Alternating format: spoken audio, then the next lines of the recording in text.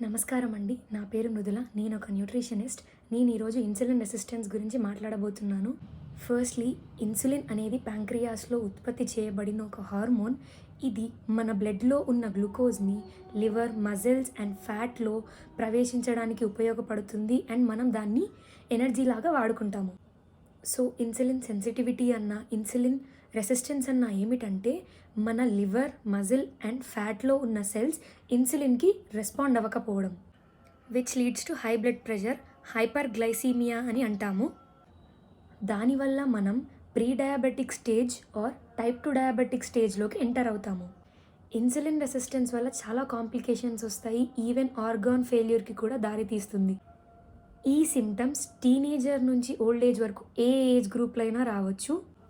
ఫ్రీక్వెంట్గా టెస్ట్ చేపించడం చాలా ఇంపార్టెంట్, కానీ జనరలీ మనం దీన్ని లేటుగా గమనిస్తాము. ఇన్సులిన్ రెసిస్టెన్స్ మనకు ఉండకూడదు అంటే మంచి హెల్దీ ఫుడ్తో పాటు రెగ్యులర్ ఫిజికల్ యాక్టివిటీ కూడా మనకు ఉండాలి. సో ఇలా ఎవరన్నా ఇన్సులిన్ రెసిస్టెన్స్తో బాధపడుతూ ఉంటే నాకు కన్సల్ట్ అవ్వండి.